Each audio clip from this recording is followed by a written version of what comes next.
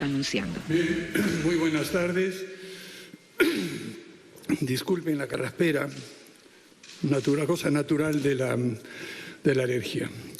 Desde el inicio de mi gestión, señores y señoras, les dije que íbamos a comunicarnos con ustedes con la verdad y con transparencia, porque creemos que ese es el camino para lograr la confianza de la ciudadanía.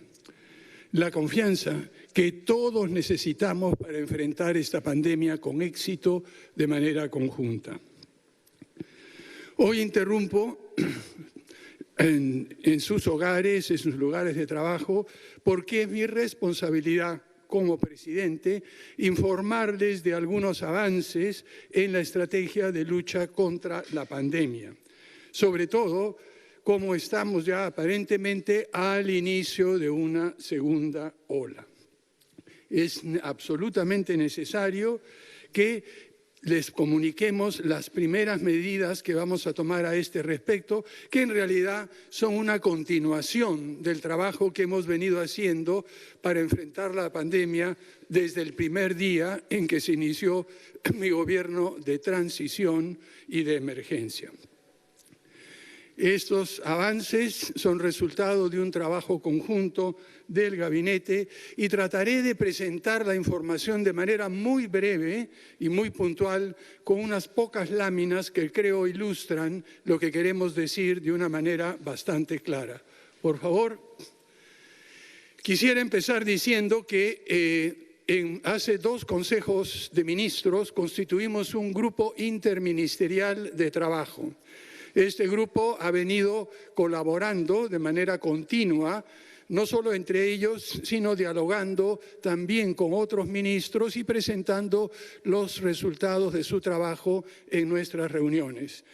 De esta manera hemos evitado que cada ministerio trabaje por separado y lograr tener una posición conjunta de todo el gabinete que, como sucede en todo cuerpo colectivo, requiere de un diálogo, de debates, de puntos de vista distintos para encontrar el camino correcto que debe seguir nuestro país para enfrentar la lucha contra la pandemia.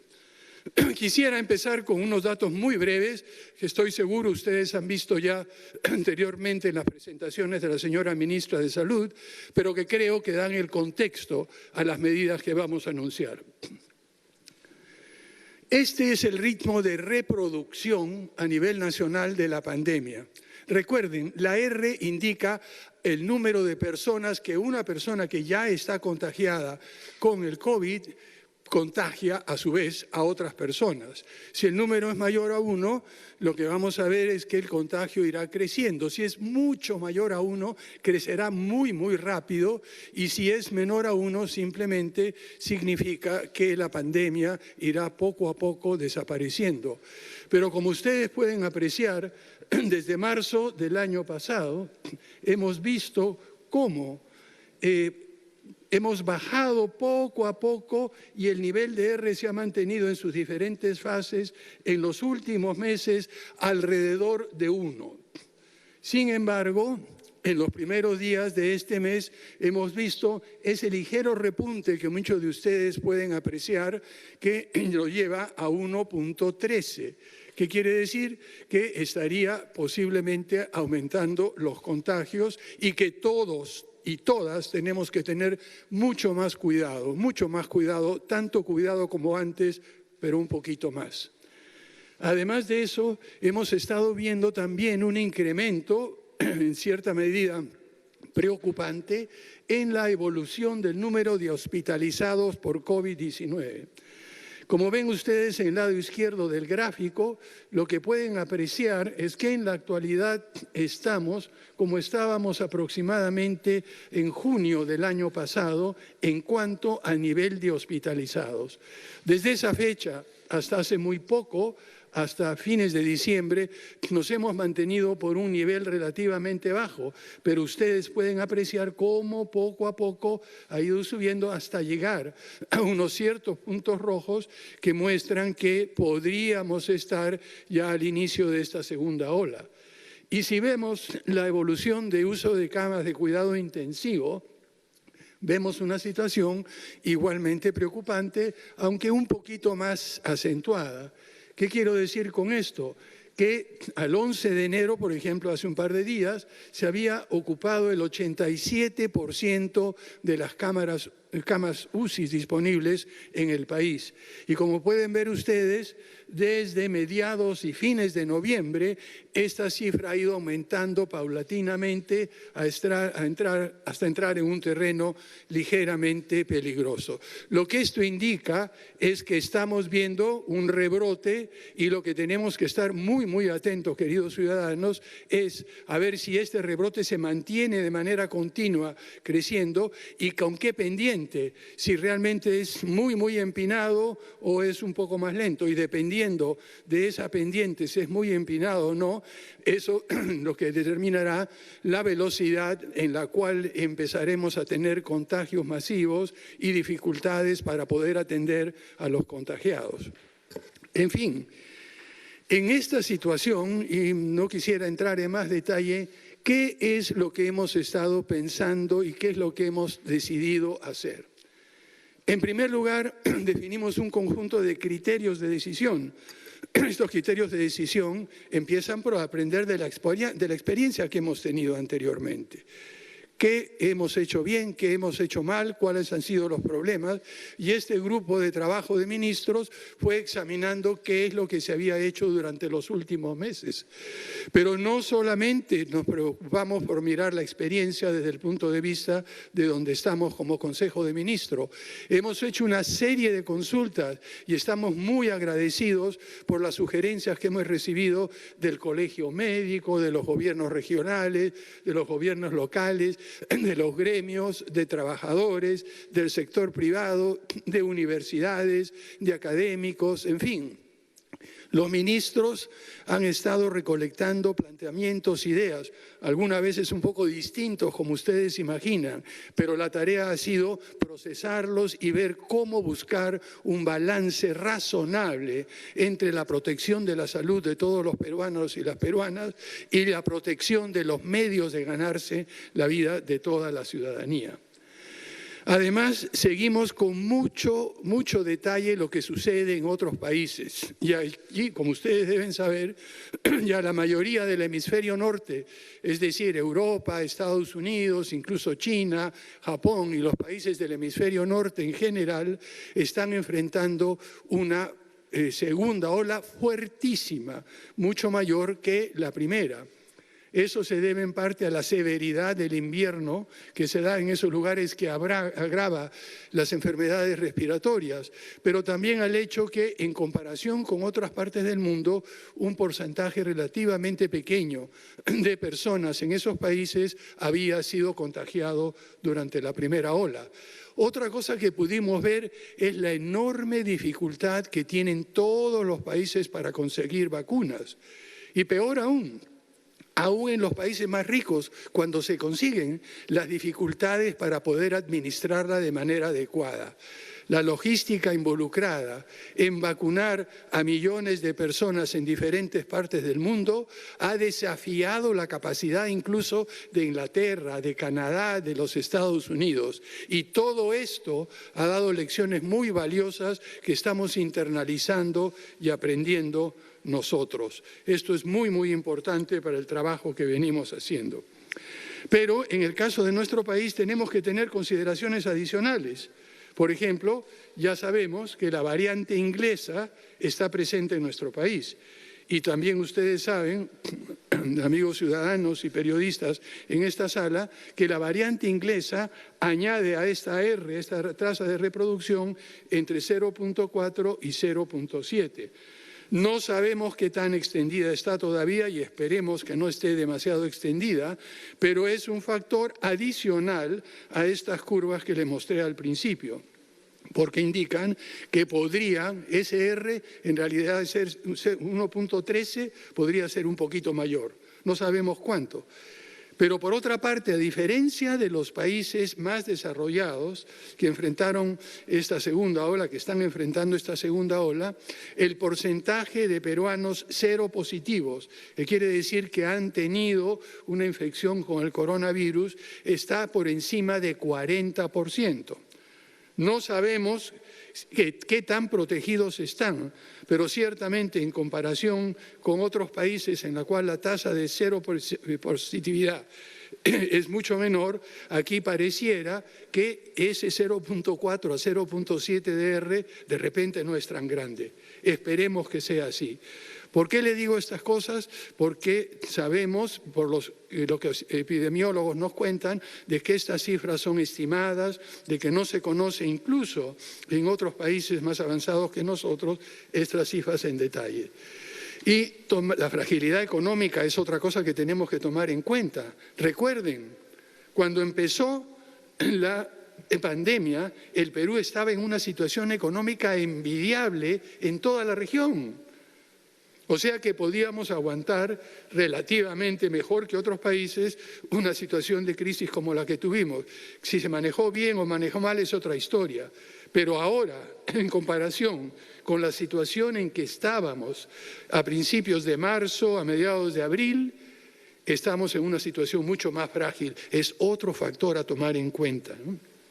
¿Qué hemos hecho con esto? Buscamos una serie de indicadores sanitarios y epidemiológicos y créannos, probamos como 7, 8 indicadores. Al final vimos que lo que explicaban mejor la tasa de contagios y la tasa de hospitalizaciones eran la tasa de R efectivo, la positividad a las pruebas moleculares y la tasa de mortalidad por 100.000 habitantes. Usamos, como le digo, otros 4 o 5 indicadores, pero nos vimos que lo único que hacían era añadir un poquito de información a estos 3. Y en el caso económico utilizamos el PBI, por supuesto distribuido de manera regional, y el empleo que se generaba para tener una idea de la actividad económica y cómo balancear lo que es la consideración epidemiológica con la condición económica. En fin, no los voy a aburrir en detalle, la metodología nos tomó un poco de tiempo y los colegas que están aquí del gabinete han trabajado intensamente en esto, así que paso directamente a algunos de los resultados que tuvimos. Quizás la siguiente, Sara, por favor. Bien. Como les dije hace algún tiempo, lo que tratamos de hacer es no tratar al país como un todo homogéneo que es igual en todas partes. Sabemos que el Perú es un país muy heterogéneo y la pandemia y la forma en que ha atacado la pandemia ha sido muy distinta de acuerdo a las regiones. La foto que tomamos más reciente que ven ustedes allí, hemos puesto 3 niveles de alerta. Una alerta moderada, que quiere decir tenemos que ver qué medidas tomar de una manera más o menos moderada y balanceada, una alerta alta que ya plantea medidas un poco más fuertes, más agudas, y por último una alerta muy alta. Y lo que hemos visto, de acuerdo a esos indicadores que les he mencionado, que el mapa del Perú se divide de esta manera. Como ustedes ven, hay unas regiones con alerta moderada, otras en el norte y en el centro, en la costa, con una alerta muy alta, y vemos en el resto del país una alerta alta. Con estas alertas de niveles por región, lo que tratamos de ver es qué tipos de medida podríamos tomar en cada caso. Entonces, no voy a entrar en detalle porque son varios indicadores, pero por ejemplo, lo primero que hicimos es ver qué tipos de medidas tienen que ser permanentes, qué tipos de medidas tienen que ver con la restricción vehicular y la movilidad personal, qué tipos de medidas podemos poner con respecto al uso de espacios públicos, espacios donde se congrega la gente. ¿Qué medidas podemos tener también con respecto al aislamiento físico y en segunda instancia social? Y lo que hicimos fue ir clasificando las medidas, por ejemplo, en qué medida de restricción y movilidad vehicular para el nivel de alerta moderado, algunas un poquito más restrictivas para el nivel de alerta alto y mucho más fuertes para el nivel de alerta muy alto. ¿Por qué? porque tenemos que estar preparados, primero para responder a la situación real en cada región y dependiendo de qué suceda en esa región, a lo largo del tiempo, pasar o del nivel moderado al alto o del alto al muy alto o viceversa. Porque puede ser que alguna región, de estar en un nivel de alerta alto, mejore la situación y se reduzca. Eso es lo que hemos tratado de hacer y todas las medidas que ustedes ya conocen se han ido planteando de acuerdo a estos criterios y a los indicadores que les mencioné anteriormente. Pero hay un conjunto de medidas que es permanente para todo el tiempo y en todo lugar, cualquiera que sea el nivel de alerta. Y estas son las medidas permanentes de cuidado personal. El uso de mascarillas, que solo me la quito cuando estoy hablando micrófono y tengo suficiente distancia con las otras personas, el lavado de manos continuos y la doctora Pilar Macetti nos ha repartido a los miembros del gabinete estos pequeños dispensadores de alcohol, o sea que me van a ver ustedes probablemente durante el tiempo haciendo esto de manera continua, de tal manera de evitar cualquier posibilidad de contagio vía las manos. El distanciamiento físico que están observando ustedes, señores periodistas, y nosotros, el tener espacios abiertos, todas las ventanas están abiertas y el aire está circulando, y evitar espacios cerrados. Y por supuesto, evitar aglomeraciones. Esto tenemos que hacerlo cualquiera que sea el nivel de alerta en que se encuentre cualquier región y es una responsabilidad que tenemos que tener nosotros mismos. Pero miren, ustedes se preguntan por qué hay solo 3 allí. Y quisiera pasar a la siguiente lámina. Tenemos un nivel de alerta extremo. Este nivel de alerta extremo es precisamente aquel al cual llegamos cuando no hemos observado las medidas a lo largo de todo este círculo y pasamos del nivel de alerta muy alto a nivel de alerta extremo. ¿Qué significa eso? Pues miren, una experiencia similar a la que tuvimos durante mayo y junio del año pasado. ¿Recuerdan ustedes cómo iban subiendo? Iban subiendo los contagiados, cómo iban subiendo los hospitalizados, el uso de camas intensivas en la UCI. Bueno, no queremos llegar a eso. Queremos evitar una confinación extrema, queremos evitar una cuarentena estricta para todos. A eso no queremos llegar. Por eso es que estamos viendo gradualmente cuáles son las medidas que tenemos que tomar en estos 3 niveles de alerta.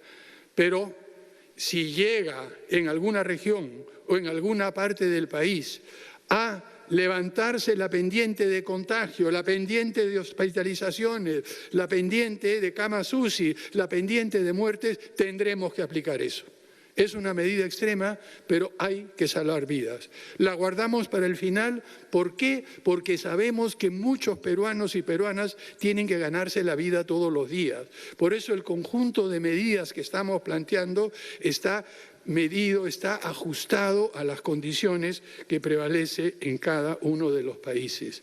Además, por supuesto, estamos tomando medidas también para los viajes internacionales, ya los anunciarán en mayor detalle. Y lo más importante de todo, quizá decirles, esta es la foto de hoy.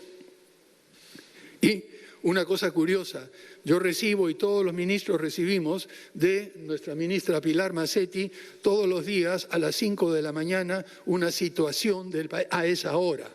Y ustedes creo que también la reciben. Entonces, los indicadores de salud los estamos siguiendo continuamente.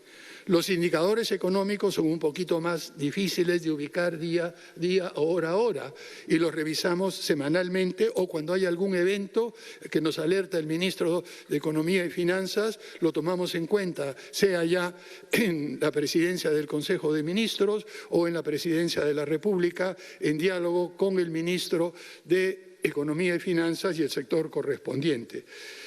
Cada 15 días como máximo vamos a evaluar si seguimos con las medidas que se están planteando o si las modificamos y nuevamente de acuerdo a cada región.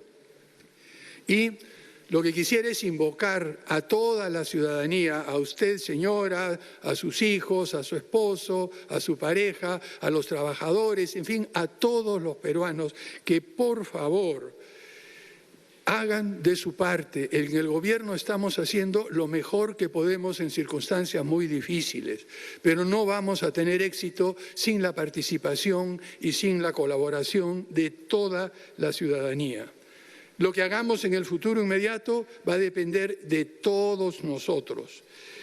Y estamos avanzando también, como ya lo saben, para vacunar a todos los peruanos y peruanas lo más pronto posible y ojalá logremos el objetivo de que antes de que venga el invierno crudo poder haber vacunado a la gran mayoría de personas que están necesitando de esta vacuna.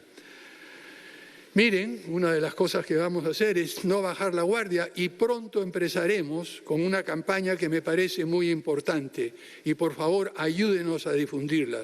Señores y señoras, pongamos el hombro por el Perú y vacunémonos todos y todos cuando llegue el momento. Muchas gracias. Empezamos con la ronda de preguntas y de acuerdo al sorteo, el primer periodista elegido es César Zorrilla de La República. Por favor, les reiteramos a los colegas que va a haber una sola pregunta por periodista y ha habido un sorteo para cada una de estas. Adelante, por favor. ¿Qué tal? Muy buenas tardes con todos los presentes. La primera consulta que le quería hacer es ¿cuál es el plan de contingencia de salud para este rebrote? Llamado por usted hoy día rebrote, pese a que el día de ayer la ministra de Salud dijo que ya estábamos en una segunda ola que se va a aplicar en hospitales como en postas. Asimismo, le quiero consultar, su gobierno está en falta por no ejecutar la ley que permite el retiro de los fondos de la ONP. Le quiero preguntar, ¿le dará viabilidad al retiro de 4.400 soles para los afiliados al Sistema Nacional de Pensiones? Finalmente, Perdón, señor, disculpe, dijimos una pregunta y una cosa que les digo, si un periodista hace más de una pregunta, nosotros escogemos cuál contestar. O sea que pongan ustedes cuidado en la pregunta que quieren hacer. Está bien. Bien, yo me imagino que la que le preocupa a usted ahora es la primera pregunta sobre el plan de salud. Sí, básicamente eso y usted ya dijo un rebrote, perfecto, ¿no? El día de ayer la ministra había dicho una segunda ola. Lo que quisiera indicar antes de pasarle la palabra a la señora ministra de Salud es que lo que hemos dicho es que de un rebrote estamos pasando al inicio de una segunda ola. En eso estamos en este momento. Yo creo que sería importante que ella repita una vez más, si fuera tan amable, cuáles son las medidas que está tomando su portafolio para enfrentar esta situación. Muchas gracias. Gracias, señor presidente. La respuesta que se ha estructurado viene desde el mes anterior, donde cada una de las regiones ha armado su plan de segunda ola en conjunto con el Ministerio de Salud, de tal manera que cada uno de ellos ya está trabajando en esto. Dos aspectos que son extremos. Por un lado, la hospitalización y por otro lado, el primer nivel. Para la hospitalización viene el refuerzo de las camas UCI que se han visto durante los últimos meses utilizadas para otras funciones. Algunas están regresando, como habrán visto ustedes, algunas regiones están aumentando su cantidad de camas, pero igualmente hoy día estamos desplazando con apoyo de un avión de las Fuerzas Armadas que va a ir recorriendo regiones, estamos desplazando equipos de ventilación asistida. El Ministerio dispone de 160 equipos de ventilación asistida que está repartiendo y hoy día mismo se está también haciendo la adquisición de otros equipos más que se encuentren ya disponibles en el país. Estos equipos se van a repartir en cada una de las regiones según la necesidad y la capacidad de la región de manejarlos. Igualmente, se está llevando un número adicional de equipos de protección personal y de medicamentos. En los meses previos, en la baja transmisión, ya hemos repartido a las regiones equipos de protección personal y medicamentos. Igualmente, estamos llevando en estos vuelos y por tierra a otras regiones para el primer nivel de atención lo que quedaba de balones. Hemos repartido ya 5.000 balones que han ido a los establecimientos de tipo 1.3 y 1.4 del primer nivel. Hemos repartido 350.000 oxímetros para los 1.3 y 1.4 y estamos llevando 2.000 balones adicionales que se van a repartir entre los 1.3 y 1.4, que son los establecimientos de primer nivel. Y un pedido especial a los gobernadores regionales, con los cuales ya hemos conversado, para que cautelen que esos insumos realmente lleguen al primer nivel, y allí también el apoyo de la ciudadanía y de los periodistas para que avisen a los gobiernos regionales cuando algún establecimiento 1.3 o 1.4 no tenga los insumos, el balón y los oxímetros que va a necesitar. Son los dos extremos que estamos cubriendo en este momento.